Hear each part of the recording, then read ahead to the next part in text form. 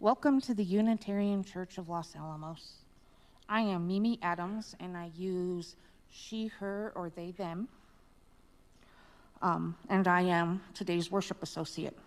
Today for our message, we welcome guest speaker James Carroll, who's walking out. Whoever you are, whomever you love, whatever your image of the holy, wherever you are on life's journey, you are welcome here. If it is your first time with us, we'd love to get to know you. Please sign our guest sign-in book in the foyer. You can also speak to our greeter, Mike McNaughton or Anna Delane, our co-chair of our membership committee, for more information about our church. For kids here in our service, we have our activity table up front. We ask that kids use whisper voices to talk at this table. Kids can also stay seated with their grown-ups. Grown-ups and kids can also sit in our library room to hear the service. We also have a nursery for young kiddos 0 to 3 years old. Sarah Hamoud is our nursery coordinator and can check your younger kiddos in. She's out there. Today, kids will stay in the service. We have our candles of community over there and in the back. You are encouraged to come up before the prayer,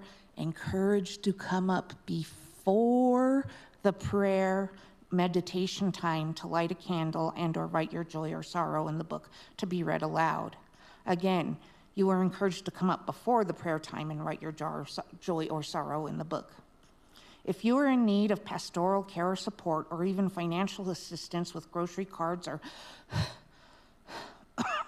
funds from the Minister Discretionary Fund, please contact Reverend Tina Dio to set up an appointment.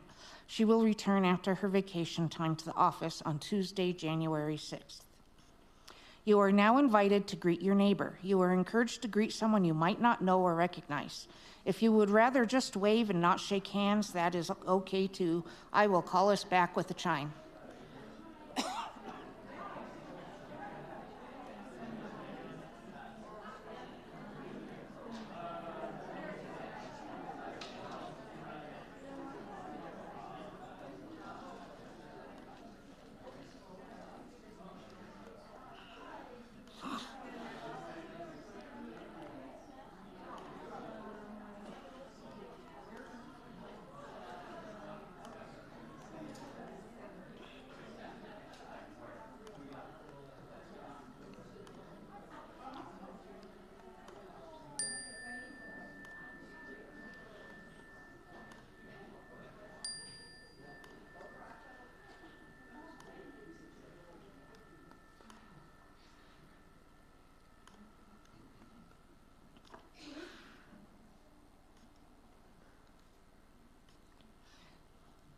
Join us after the service for coffee, snacks, and conversation in the fellowship hall.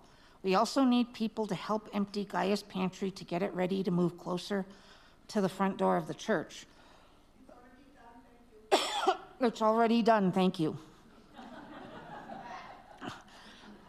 The heavy work of moving it will be done professionally. Please go ahead and silence your cell phones and other noise-making devices such as beepers, your neighbor, your rubber ducky, your power tools. As we begin our worship service together. We come together as a community every Sunday to pause and worship together. Worship creates connections within, among, and beyond us, calling us to live with wisdom and compassion, calling us to be our better selves. Now let us light our flaming chalice, the symbol of our shared faith. Lacey is our chalice lighter today. She gave me a fun fact to share with all of you. A cooked possum contains 10.6 grams of protein. Chalice lighting for the journey. When we leave what we know to explore what we have never seen, we carry the memories of safety and comfort we already trust. When we journey into the mysteries outside of our own knowledge, we carry the courage. We carry the courage and hope born of what we have already learned. When we steer into maelstroms that crash and thunder around us, we carry the peace and solace that we have already found. When we find a safe place to rest and rejuvenate, we linger in the warmth that we always keep with us. We light this chalice to remind us of the shining beacons that dwell inside and always lead us back to ourselves. Let us please rise in body and our spirit for our opening hymn, number 347, Gather the Spirit.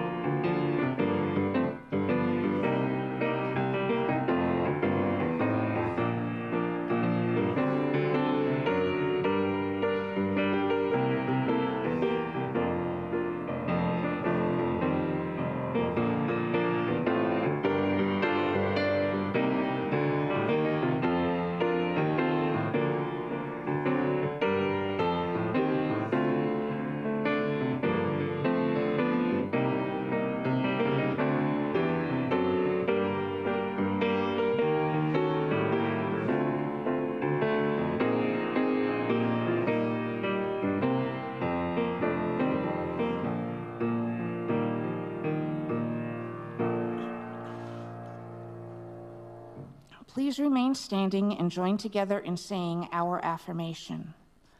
Love is the doctrine of this church. The quest for truth is its sacrament, and service is its prayer. To dwell together in peace, to seek knowledge in freedom, to serve life in fellowship, to the end that all souls shall grow in harmony. Thus do we covenant with each and with all. Welcome up John for the time for all ages. Would those who are, feel free to sit. Those who are young or young at heart, come join us at the front. My dad is going to tell you a story.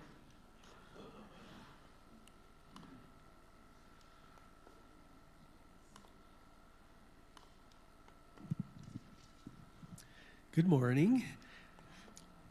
This story has just disappeared because my badge is touching it.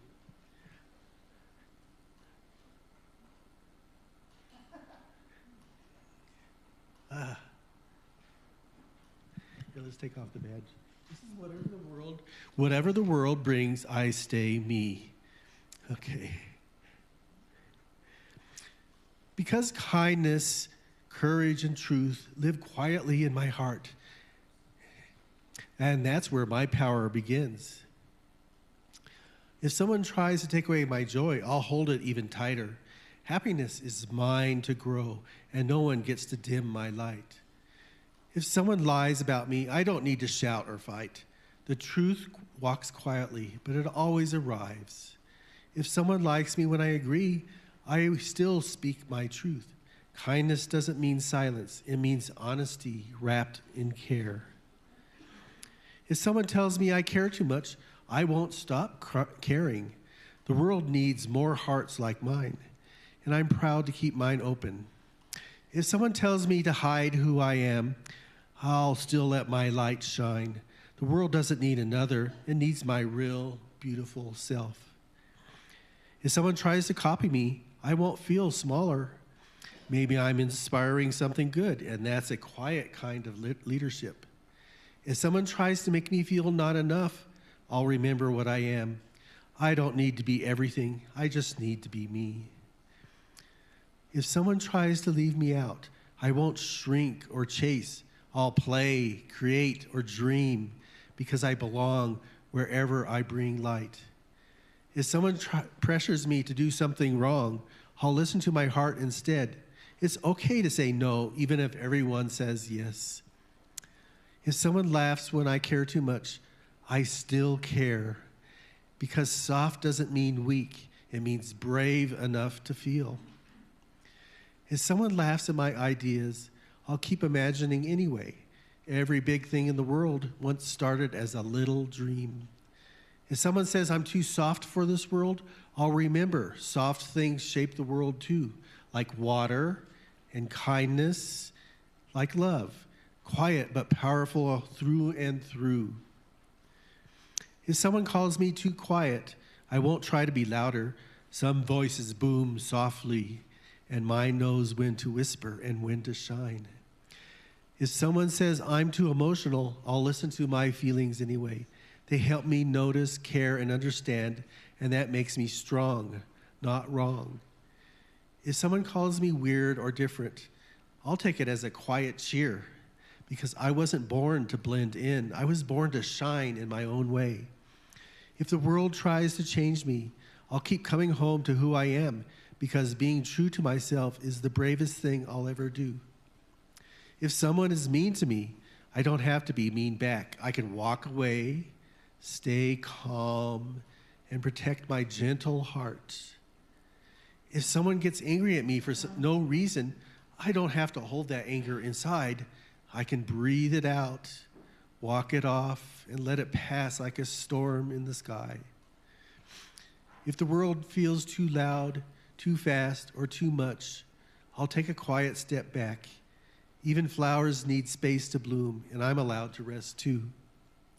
If someone tries to make me doubt my worth, I'll stand taller inside, because I was born enough, and no one gets to take that away. Thank you.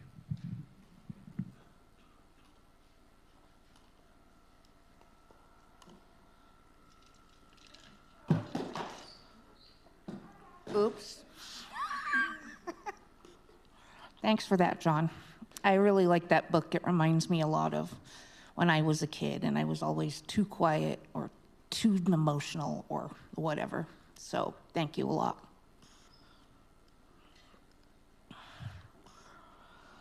This month, our offering plate is going to Self-Help Inc. Self-Help Inc. is a nonprofit organization dedicated to supporting those in need in northern New Mexico. Since 1969, Self-Help Inc. has provided consultation and advocacy, emergency financial assistance, and seed money grants to residents of Los Alamos, northern Santa Fe, Rio Arriba, and Taos counties. As northern New Mexico's United Way 211 non-emergency helpline provider, we also provide information and referrals to services to Mora and San Miguel counties. Each year, through grants and private and public contributions, the organization supports those who need help most during emergencies or in the quest to become economically self-sufficient. Self-Help is a member of United Way of Northern New Mexico, which serves Los Alamos and Rio Arriba counties. You can also use the QR code on the screen for the Givelify app to make a donation to Self-Help Inc. or directly to our church general fund. Let us now take the offering, and may what you give bring you joy.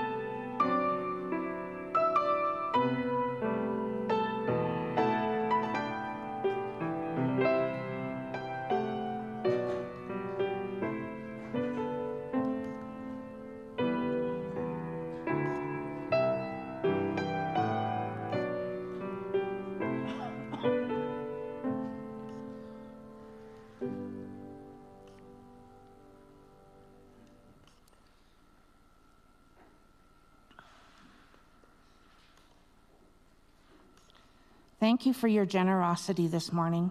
Your gifts will help people in need here in our northern New Mexico region. James.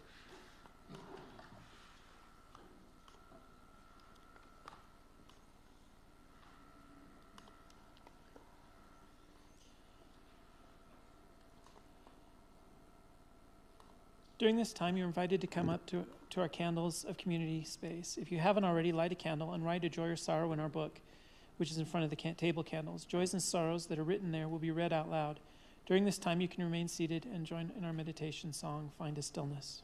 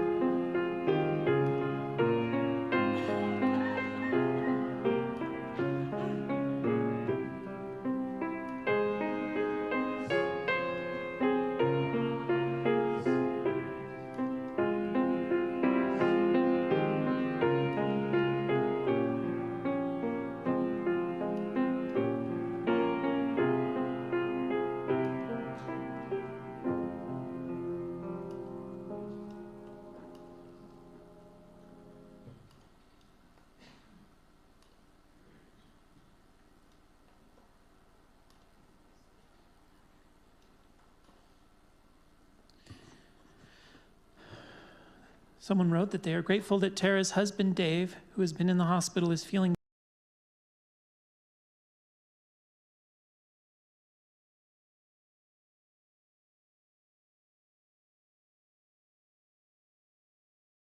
in our hearts.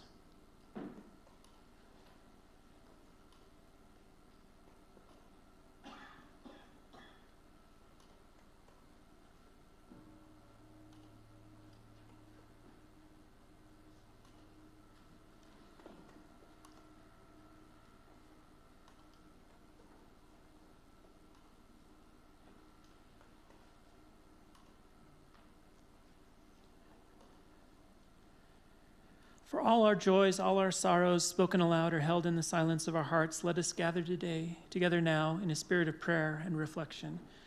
Eternal and beloved, gracious source of all life and all love, we come together this morning grateful for this time out of time, which we have set apart so that we might become more fully present to ourselves, to each other, and that which we name as holy.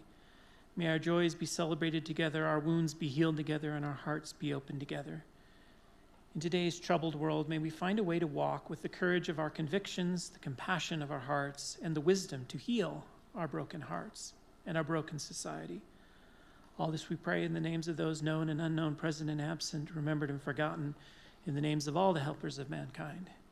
Amen.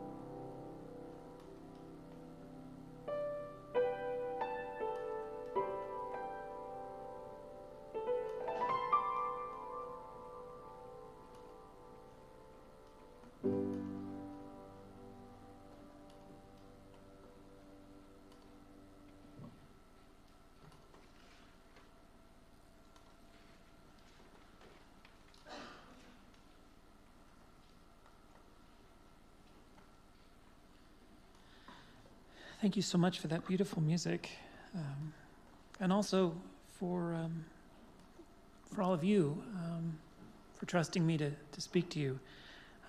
It's both an honor but also a responsibility to try to share something that will bless the hearts of the people who come here, often hurting. And so it's one I don't want to fail at, but I worry that I sometimes do. And I will do my best today. I also especially want to thank Tina. Putting this together once or twice a year reminds me just how hard this is and how much work she puts into it every week. Today I want to talk about turning outrage and contempt into love and compassion, or journey from one to the other. And I want to start by just maybe helping us feel how truly grateful we should be, maybe, or impressive it is to live in a place that is nominally a democracy. Because I don't think we appreciate the kind of horror of the alternative. And because of that, we don't appreciate what we have, and then we don't always stand up for it in the way we should. Because the alternative to democracy is that we shoot at each other. And he who kills the most people or carries the most guns gets to decide what policy is. And democracy has lots of flaws. The populace often will choose the wrong thing. But the advantage is that what we've done is we've turned this war of bullets into a war of words, so that if we convince the most people, we get to try out our policies.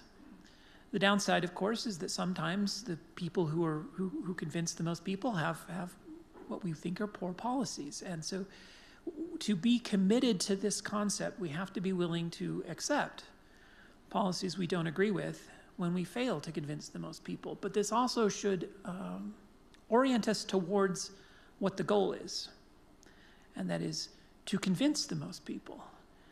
That's what activism looks like, effective activism looks like in a democratic society. Unfortunately, we live in a time when outrage and contempt are poisoning that society.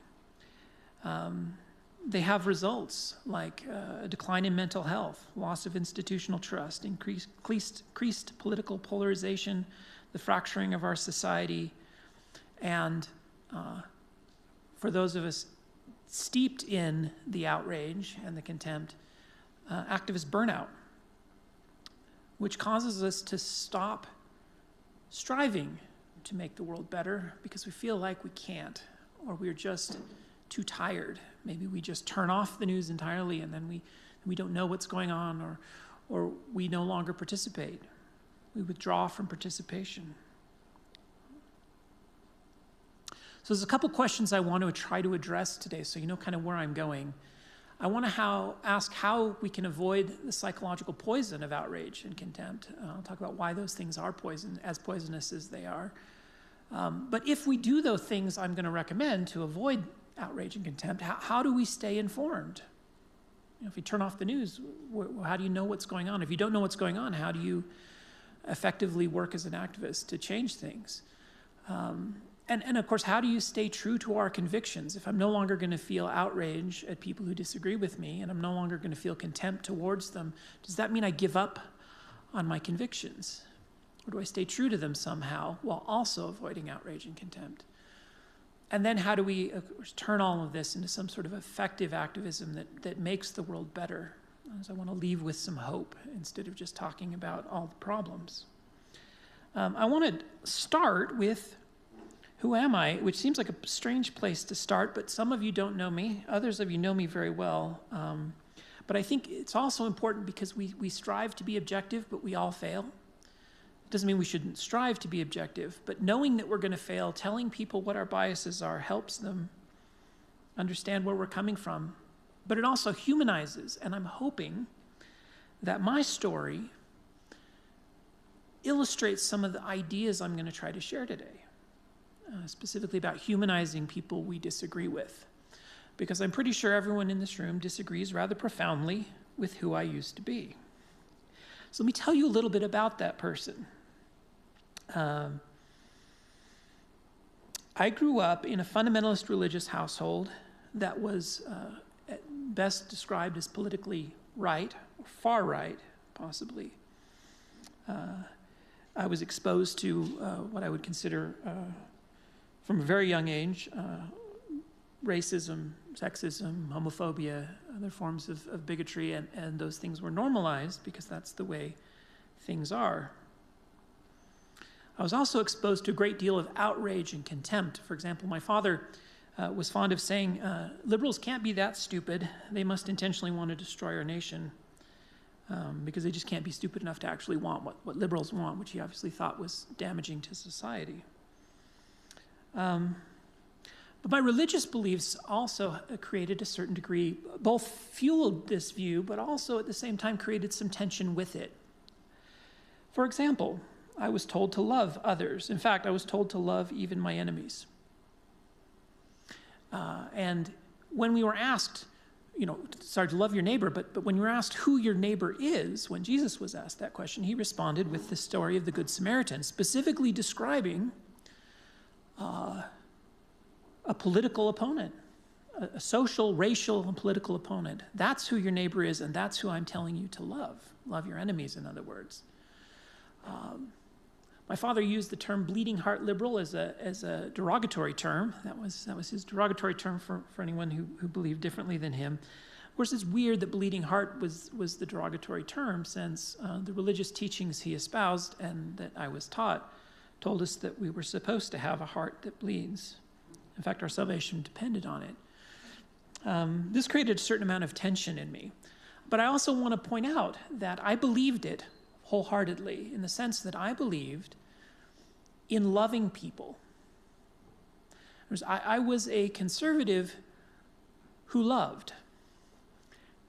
And when I was confronted by liberals who told me I didn't, their misdiagnosis of my motivations failed to convince me of anything.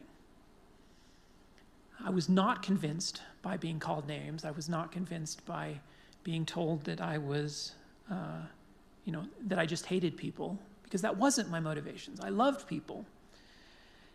And love is a verb. It means to want what's best for other people. See, the problem was I thought I knew what was best for other people. My religion told me what was best, and that did things like, for example, my opposition to gay marriage wasn't because I hated gay people. It was because I believed that I knew what was best for gay people, not because I was smarter than them, but because God had told us what was best. And therefore, if I love them, I need to help them do what's best because I care about them. My motivations were not, as we often misdiagnose our political opponents' motivations as. In fact, in many ways, they were the opposite. That doesn't mean I was wrong. I was right. Sorry, it doesn't mean I wasn't wrong. You can be wrong and still be motivated by the wrong things. There were cracks in this, though, and what I want to do is tell you how I changed my mind. And some of you have heard this story before, I know. Apologize for telling it again, but I think it matters for where I'm headed. The cracks in this worldview began when I was in elementary school, and the rumor circulated that I was gay. It came from the fact that I was gender nonconforming. My pronouns are he, him. I'm very happy to be male, but I also did not and do not, to this day, conform to the world's expectation of what it means to be male. The alpha sportsman thing just didn't fit me. I like to crochet. My grandmother had taught me to crochet, and I thought that was the coolest thing ever. And I thought everyone at school would think it was cool, so I brought my crochet to school. And of course, that didn't go over well. And this began in junior high, or in elementary school, but got worse in junior high. I was beaten, mocked, shunned, physically assaulted. There were days when I didn't want to go to school because I didn't know if I'd come home alive because of the way I was treated. And of course, the fact was I wasn't gay. I was straight, but the rumor was that I was gay because I behaved this way. Turns out about half of my friends were gay. I didn't realize that at the time because they were all deeply in the closet, especially to me because I wasn't a safe person to share that with. Because my response to being told I was gay is to double down on my father's beliefs that homosexuality is wrong and tell everyone that I believed it was wrong and that I wasn't gay. And of course, that just made them think I was in the closet deeper. Hopefully now, the fact that if I was gay, I would tell everyone I would be out and proud, and the fact that I'm not means I'm actually legitimately not.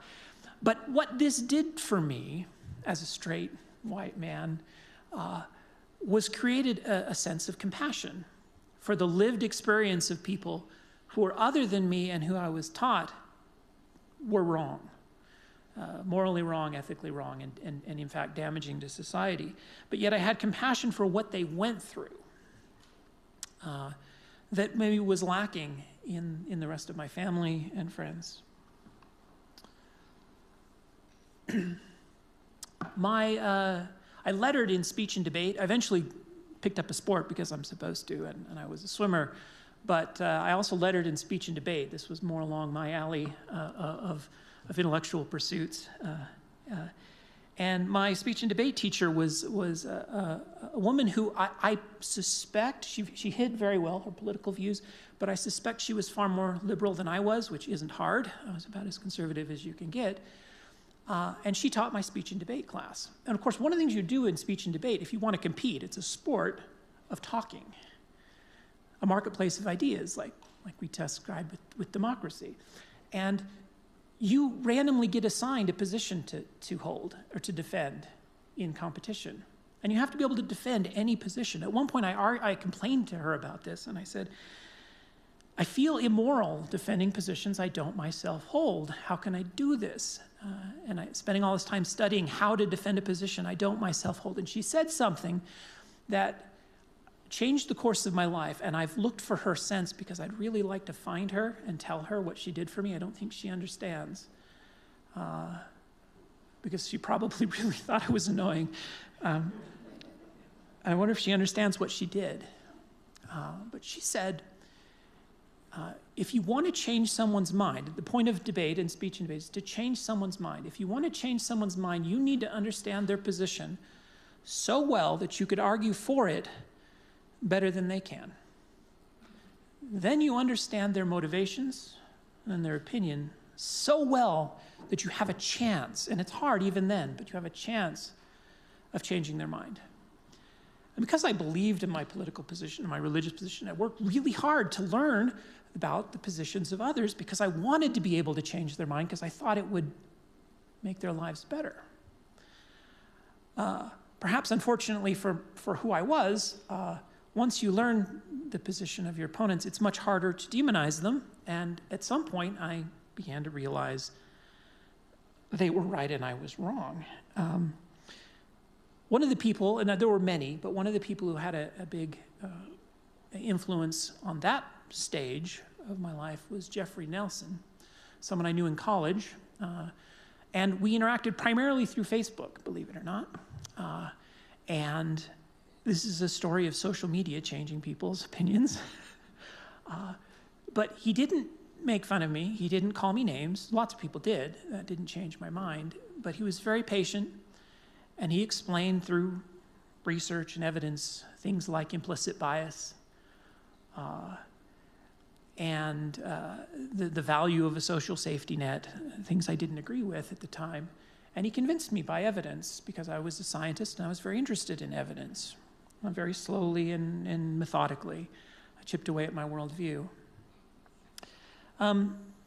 There were other people, of course, who played a role, and I really would like to shout out the people at the LGBT community at BYU. Because I was teaching in the religion department. Of course, my job was to explain to people the church's position on why homosexuality is wrong. That's what I was getting paid to do. I was also teaching comparative religion classes, and of course, also, there's a difference. The comparative religion class isn't about advocating for something. It's about understanding, right, other religions. And then there's the core religion classes where we're supposed to advocate for the church's position. And I taught both of those. But I was also befriended by a great number of LGBT people in the community. And I was open to that because my point was, my teaching was always that we should treat these people better than we treat them, and it's horrendous how we treat them, as evidenced by how I was treated, which doesn't mean, that homosexuality is right or whatever, whatever the church's position was, right? And so in that effort to do those things, right, to reach out to them in love and make them feel welcome while still rejecting, thinking that I knew what was best for them, I came to realize I didn't know it was best for them, because the path I was suggesting is not the actual path that leads to happiness, peace, and a good life for the people I loved. It was those individual relationships with people like Jeffrey, but also the LGBT community at BYU who are deeply oppressed, but who was willing to talk to me instead of just treating me like an enemy, that ultimately changed my mind. So I believe the path to changing minds is personal experience, like the ones I had, and personal relationships, like the ones that were cultivated for me. Now, I want to be very careful, because I'm going to suggest, don't block, don't cast out people, politically who you disagree with, because this is an opportunity to change minds. At the same time, I'm going to recognize that sometimes, especially for people who are persecuted minorities, it's important that you feel free that this job is not yours. If you need to take some space and step away from toxic people, you don't have to do this. But for those of us who have the energy, I'm going to encourage you to stay in relationship with people you politically disagree with, like those people did with me, because you have a chance to change them. It may even be a slim chance. You may not change their political alignment, but you might help them become more compassionate in how they engage with that political alignment even. If even that's all you do, like that, this is what it means to live in a democracy, because this is the advocacy that actually makes a difference. We will not change the world by defeating our political opponents forever in elections. Elections have a short-term benefit. Defeating somebody who we think is causing bad policy or advocating for bad policy will have benefit in the short term, but it is not how you change things long term. Long-term change happens when the other side agrees with you. And I think that's a really important and salient point. The goal has to be long-term, not to defeat our political opponents, but to heal them. Because our system is set up so that who is in charge will alternate every decade or so. And there's a reason for that. It's that the party out of power has an advantage, because it's much easier to criticize policy than it is to govern and lead. And so when your party is in charge, you get blamed for everything that happens, whether it's a pandemic or inflation, or it doesn't matter. When something goes wrong, you get blamed for it, and the other side will then win the next election. There's another reason for it, though, and that's that there's an incentive for the party out of power to change their opinions, at least until the point where they can win. If you lose long enough, you begin to shift your opinions until you start to win, because you were out of touch with the median voter. This is problematic when both sides are becoming further and further apart. But there is a tendency historically for parties out of power to shift their positions on ideas until they can get back in power. It's that shift where real progress happens.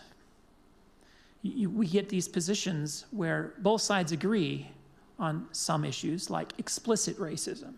We don't yet agree on implicit racism, but for the most part, we agree on explicit racism.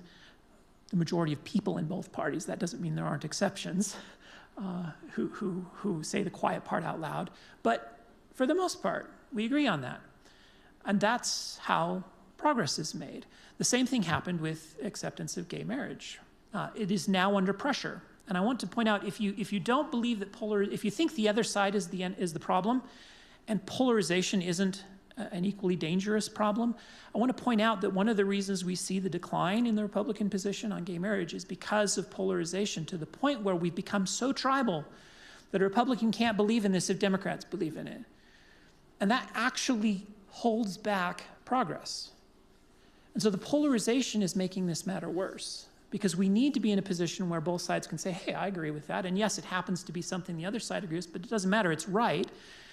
And that's how we reach, these consensus on these issues that eventually do create the lasting change. So the problem, I believe, among others, one of the big problems we have is outrage and contempt. And what do I mean by those things? Let's talk about how they're problems and why. Outrage is a profound feeling of anger, indignation, or resentment at a severe injury, insult, or injustice. I want to point out something, though, that anger's not always bad, right? Why do we feel anger when we see somebody hurt? Because we love them. We love them, we don't want them to be hurt, so we're angry. And that can motivate us to action. When that anger turns, and anger is this hot feeling, right? But when it turns into outrage, and the difference there is subtle, it becomes repeated. It becomes repeated to the point where we lose track of what we're doing, and we also lose track of why we're doing it, namely that we love the people that we saw being hurt. So if we keep love at the center of our cause for outrage or for anger, then anger can be motivating instead of demotivating. It doesn't turn into this outrage. Contempt is even is more problematic, though. Whereas outrage and anger are hot emotions, contempt is a cold emotion. Anger is more of a core emotion operating in our limbic system, whereas contempt is this complex emotion that is mixed with an intellectual thinking, that you get this feeling that the person or thing is beneath you, consideration, is worthless or deserving of scorn. This is dehumanizing. And as a dehumanizing force, it's incredibly dangerous and toxic to ourselves. It's also incompatible with our UU principles. Because by definition, if something is unhuman or contemptible or worthy of scorn, that denies their inherent worth and their inherent dignity. So, where does this come from? Can we diagnose the problem? Social media is often blamed for outrage and contempt, but at its best, it's me chatting with Jeffrey Nelson about gay marriage in a way that changed my mind, and about social safety nets in a way that changed my mind. At its very best, it was a self-updating Rolodex. I loved it. I could find people I haven't talked to in 10, 15 years, figure out who they are, where they are, what they're doing, and send them a message and say hi. And if they changed their phone number, I got the new one. It was wonderful. Of course, now we keep all that information private because, and we don't share it on ours, but that's the whole point of social media, was to share that. It helped me find the phone numbers of my old friends from high school. Helped me keep in touch with my family and friends. I got pictures of my aunt and my uncle's kids and my cousins, and I saw what was going on in their life, and it was beautiful. And people would share links to the absolute best and most interesting things happening in the world, external articles, news stories. My favorite thing to share was the best science news of the day, and kind of the latest discovery and technological upgrade. I was very optimistic about the world, and I thought the world was going to get better, and I was sharing all these stories about how things are getting better, and it was just wonderful, and it was beautiful. And then people who were disadvantaged found communities of others who were like them. And I was very optimistic. I thought so did everyone. We thought social media was, in the tech industry at least, we were convinced that social media was going to spread democracy, bring us into community with each other, and help us to understand each other and get along with each other better, because we were constantly interacting with people who were different from us. And then, of course, it turned into an echo chamber. And then because the person wasn't sitting in front of us, we felt empowered to treat them with contempt, because there was no interaction, face-to-face interaction with the people.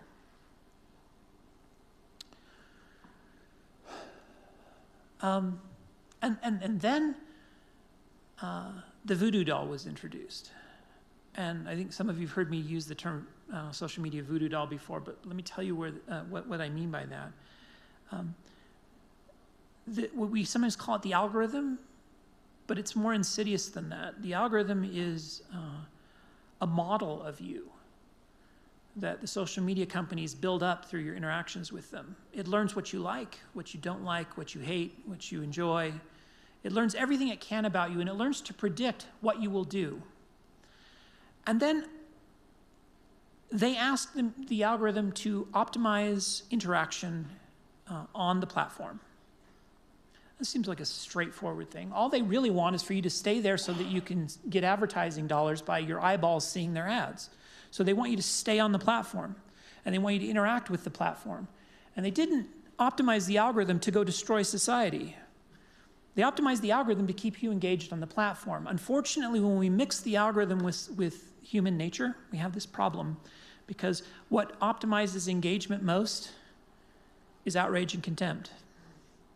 And by outraging you, they keep you there. It doesn't have your best interests at heart. It wants to keep your eyeballs on the platform. And by amplifying outrage and contempt, they keep you on the platform to optimize their ad revenue. Also, to keep you there, they throttle external links. That means no one cites their source, because if you cite your source, no one will see your post because you'll have an external link. But even worse, what social media was best at, which is this curation of interesting and useful things to go read, is no longer what I can use it for.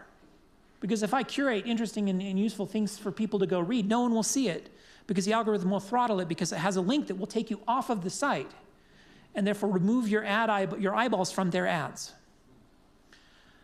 Actually, this is short-sighted of these companies, because what that means is that the social media platform is no longer useful to me, and so I don't go there anymore. Yeah, the links took me off their site for a while, but I would come back so I could get more links to my friends who are posting interesting things. And now I don't go back because the links aren't there, and all I get is a fire hose of outrage and contempt. We also have found that our attention spans have dwindled, especially as these social media companies have found that short-form things are more likely to engage our interaction. And so they've fed us with shorts.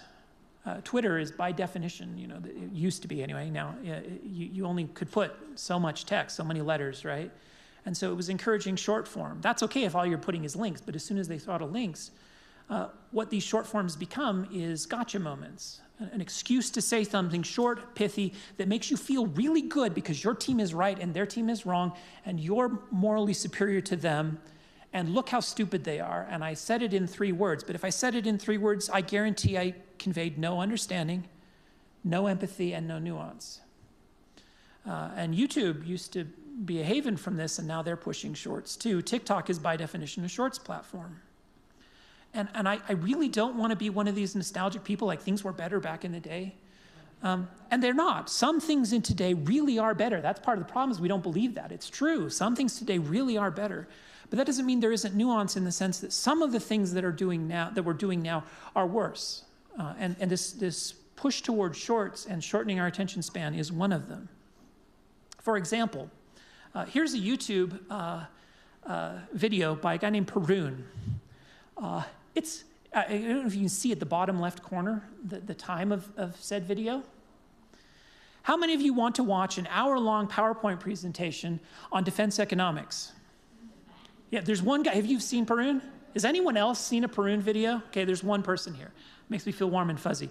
YouTube is trying to push other forms of content, but this is the form of content that produces actual nuanced understanding of the issue. Here's a person who says, look, it is very important that we defend our industrial base. Our ability to defend ourselves depends on it. There's good reasons to do this. And by the way, tariffs are one way to do it, and they're probably suboptimal, and here's why, and here's a proposal for something that maybe works a little better, that still defends our industrial base, while at the same time having less of the downsides of tariffs, and here's what some of those downsides are. That is not a gotcha video that you're going to watch in 5 minutes on TikTok. You have to invest an hour-long PowerPoint presentation on YouTube, and not everyone's going to want to do that. That's fine, but what I'm suggesting is this form of material, and this is also why I struggle to write sermons that fit in the time. I apologize when I go over, because I'm going to. But this is the sort of content that actually informs, that actually teaches you, those of you taking a picture, by the way, his name is Perun, P-E-R-U-N, which isn't, for whatever reason, isn't on his lead slide, but the name of his channel.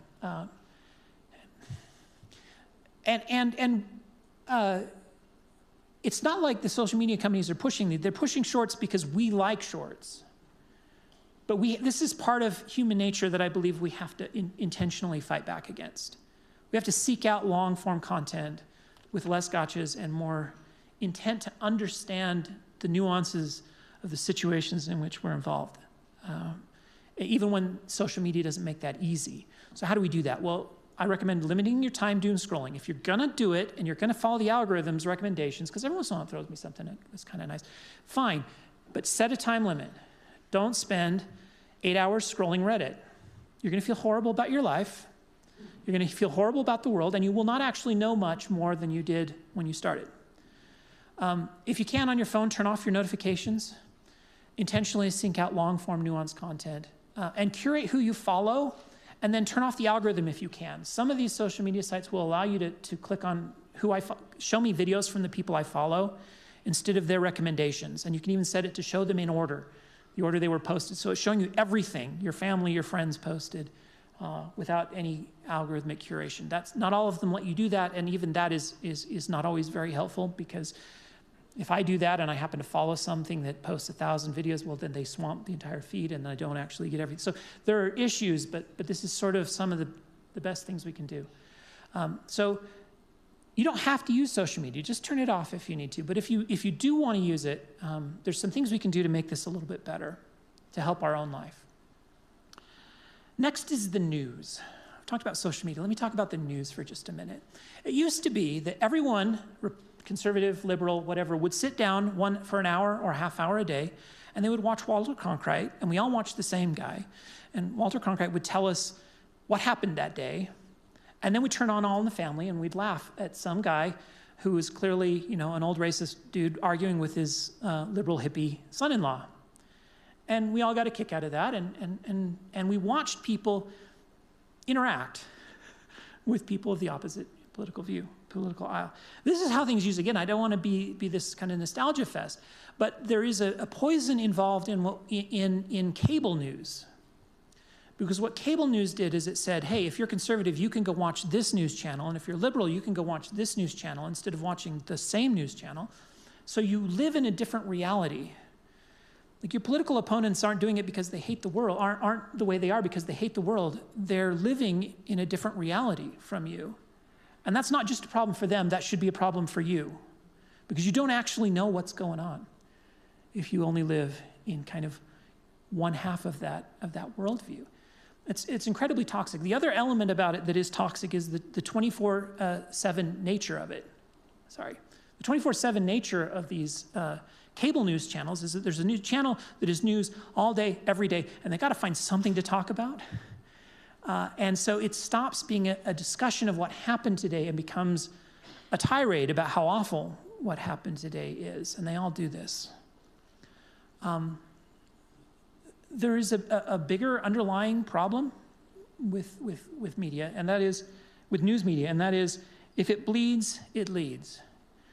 Is kind of a concept. And what that does is it gives you a filtered view of the world, filtered for negativity.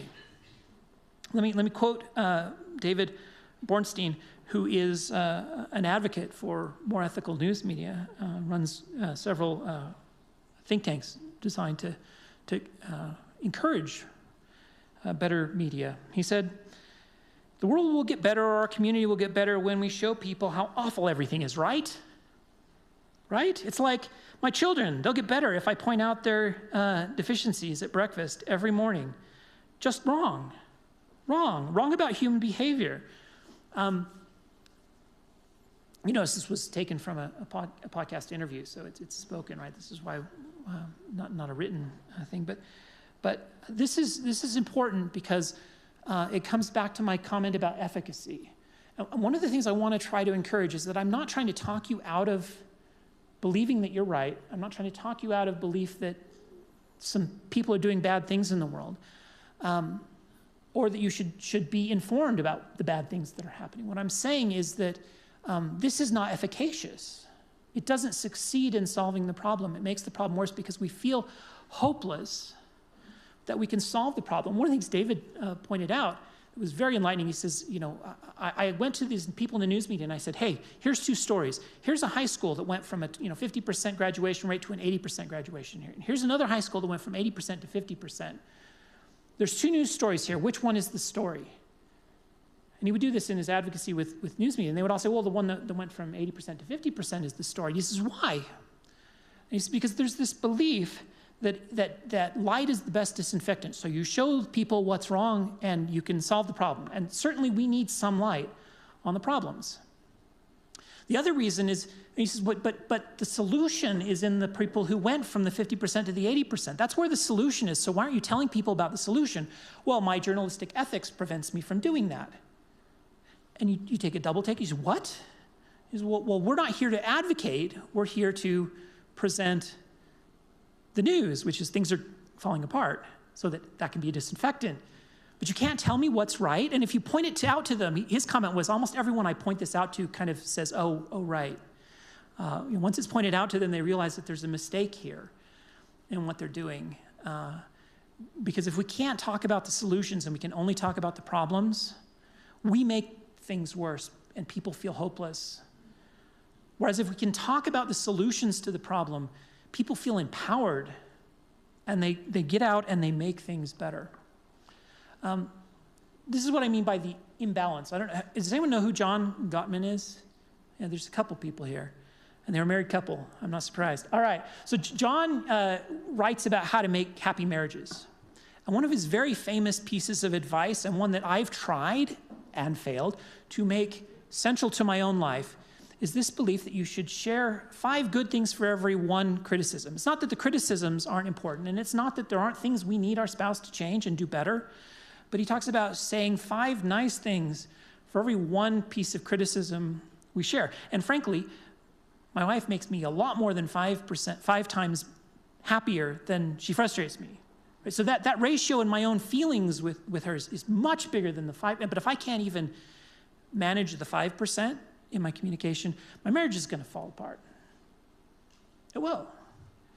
Because that's the ratio that at least keeps you healthy in your communication with others.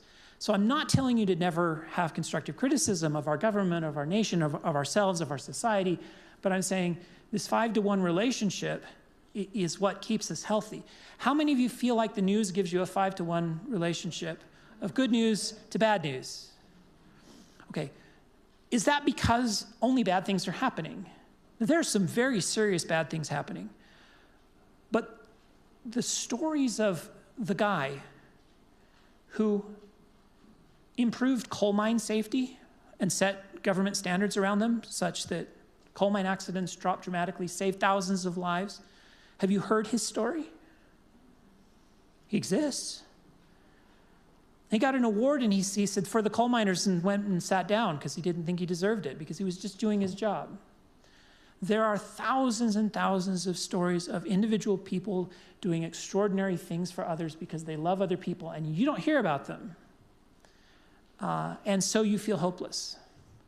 And I'm not even suggesting we can make it to the 5-to-1. I would be happy to make it to 1-to-1. And I can't do that passively. I have to actively seek out these things because that's not what is being force-fed to me. And the result is not surprising, a complete collapse of trust in our institutions. The only one that's going up there, by the way, is the military, and that's only because it's going up from a point when we were dealing with the Vietnam War. every other institution has collapsed among almost every generation, except the silent generation dealing with religion, with their sense of religion, because a lot of them are, this is actually a known psychological effect as people age and get closer to death, et cetera. Organized religion, everything on that list has gone down, and it has gone down substantially, and the result of this, is it any wonder people want to burn it all down? Right? If you think that Trump is the problem, for example, if you're on that side of the political aisle, and you think he's the problem, and this is a side effect, I want you to look at when the trends start, and I want to suggest that he is a result of this problem. People are willing to vote for someone who is problematic in many ways, which I will avoid, because he says he'll burn it all down for them. And they want to burn it all down because it's all horrible, and it's all horrible because that's what their news source has been telling them. And that is not a problem just on one side of the political aisle. If you take this same chart and divide it by political party, we're not doing any better. And the problem is we don't trust these institutions that keep us safe, that make our lives better. We don't trust medicine, and so we get vaccine denial. We don't trust, these things have societal consequences that are negative. So, again, how to stay informed. You'll notice this is the same list I put up for social media, almost. Limit the time doom scrolling the news, turn off notifications, and intentionally seek out long-form nuanced content, and curate a balanced source to follow and turn off the algorithm. And most of you have seen this, but find a balanced source that is also informative on the vertical axis, because you want that sort of nuanced conversation. And I recommend, when I say turn off the time, the challenge is, if I turn off the time or limit the time, I feel like I'm not informed, and then I can't be a good advocate, right? I promise you, if you think watching the news media is, the cable news media is making you informed, you're wrong. It's feeding your confirmation bias, is making you less informed. Something like the Global News podcast, listen to it for a half hour a day, and you know what's going on, you can turn it off, and you can go do something else. All right, I need to get to the end. Some additional suggestions. My mother used to say, people don't care how much you know until you know how much they care. I really didn't understand the wisdom of her statement, the profundity. It seemed like a trite thing, but I really didn't understand the profundity of this till years later. I also want to talk about, if that's true, then effective activism, certainly rage posting and calling people names, is not only ineffective, it's counterproductive. Protesting, I'm not going to tell you not to go to the protests. I go. It's important. It brings out activism, it rallies the base. But it doesn't do what I said at the very beginning, which is convert the other side. That happens when you're sitting at Thanksgiving dinner, one-on-one, face-to-face, and you have that hard conversation without yelling at each other, which is really hard to do. I mean, I've sworn at my dad more times than you can possibly count while we debate politics, which of course is unhelpful because people who swear are obviously evil, and it makes it worse. It doesn't matter, I'm so mad. So I am advocating for things not because I do them well, but because these are things I'm trying to improve as well. And so it's not hypocrisy to recommend that people do better than you.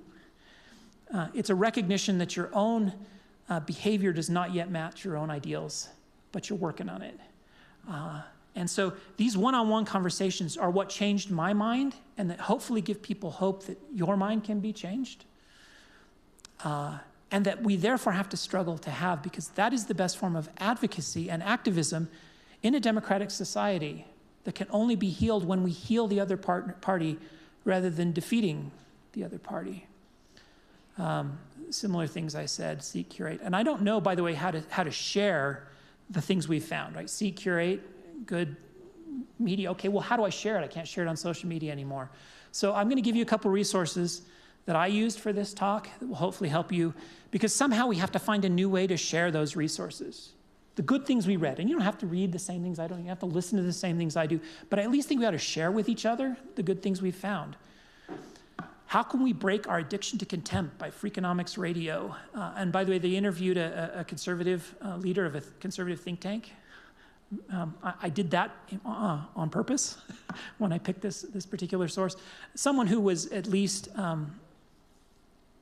frustrated, and to say the least, and very discouraged by the rise of Trump in his own party because this was not what he advocated for.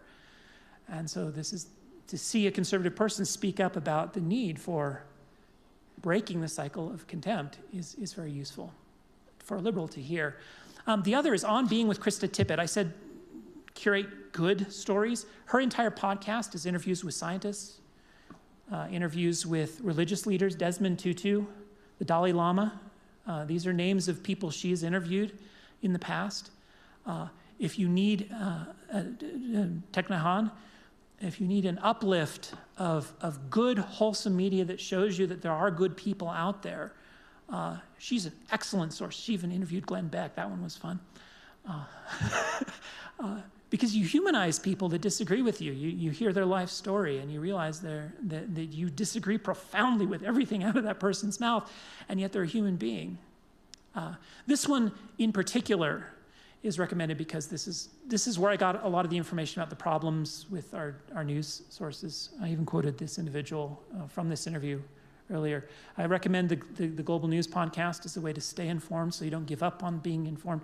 And finally, I gave a sermon on this one years ago. So this is something you've heard me talk about before, but this is my last one. The Righteous Mind by Jonathan Haidt. Why good people are divided by politics and religion. Notice the phrase good people. And notice the other side isn't evil. Is his thesis. There's psychological things at play that create our divides.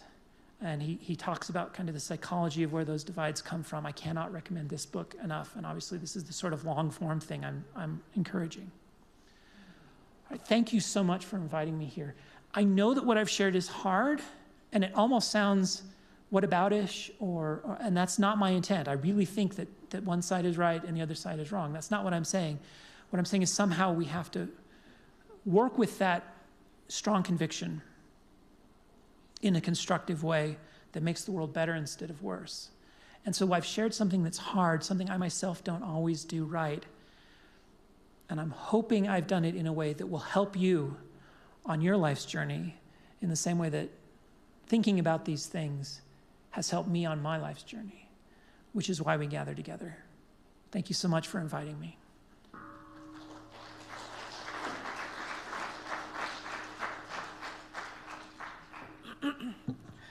We're going to skip the song and go straight to the benediction.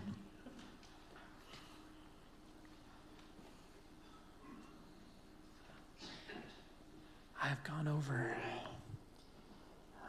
Let's see, where is this? Oh, we don't have it. For all our joys and sorrows, let's see. Benediction. Yeah. I used to have some words for this, and I'm trying to remember what they were, and now I can't remember. I want to thank you all for coming. May the things we've shared help you, and may we go in peace. Thank you.